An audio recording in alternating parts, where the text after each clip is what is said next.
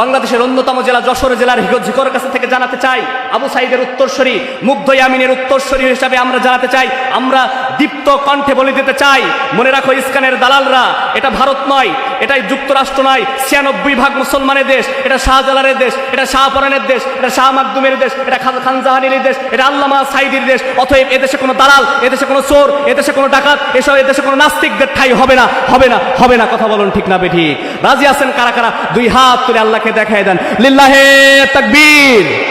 আল কোরআনের আলো, আল হাদিসের আলো, দুনিয়ার মুসলিম, লিল্লাহে তাকবীর।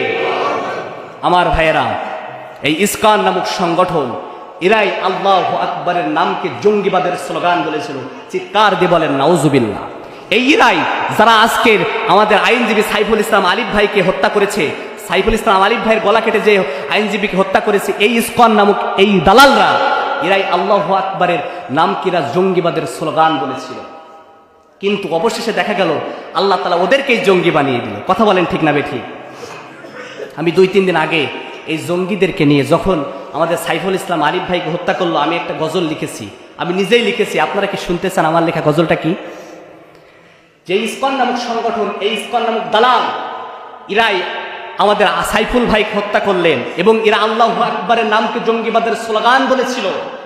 কিন্তু অবশেষে আল্লাহ ওদেরকেই জঙ্গি বানিয়ে দিল। আল্লাহু আকবরকে যারা জঙ্গি বলেছিল, অবশেষে তারাই আবার জঙ্গি হয়ে গেল। কথা বলেন ঠিক না বেঠিক? আল্লাহু আকবরকে যারা জঙ্গি বানাইছিল, আমার আল্লাহ তাদের জঙ্গি করে দিল। আর হবে না জঙ্গির ঠাই, আর দিব না জঙ্গির ঠাই মুসলমানের দেশে। ঠিক না বেঠিক? আরো হবে না জঙ্গির ঠাই, আর দিব না জঙ্গির ঠাই মুসলমানের দেশে। মুসলমানরা জেগেছে আজ ইমান বুকে নিয়ে।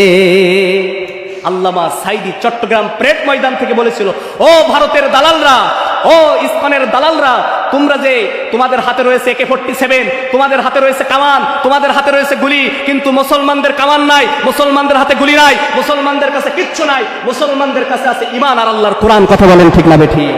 এই মুসলমান আল্লাহর কোরআন এবং ইমান নিয়ে যখন মাঠে ময়দানে আল্লাহু আকবরের স্লোগান নিয়ে নেমে যাবে, ওই ইস্কনের দালালরা, ভারতের দালালরা, তোমরা পালানোর মতো ইন্দোরের গর্ত পর্যন্ত খুঁজে পাবে না। চিৎকার দিয়ে বলেন কথা ঠিক না বেঠিক?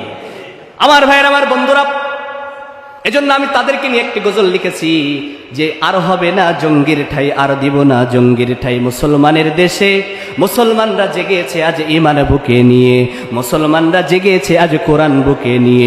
আল্লাহু আকবরকে যারা জঙ্গি বলেছিল, অবশেষে তারাই আবার জঙ্গি হয়ে গেল। একটু বলেন আমার সাথে, আল্লাহু আকবরকে যারা জঙ্গি বলেছিল, আমার আল্লাহ তাদের জঙ্গি বানাই দিল।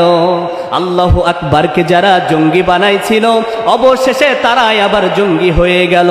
আর হবে না জঙ্গির ঠাই, আর দিব না জঙ্গির ঠাই মুসলমানের দেশে।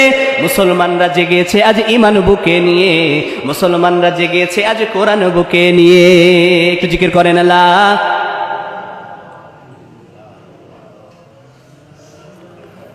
লা ইলাহা ইল্লাল্লাহ।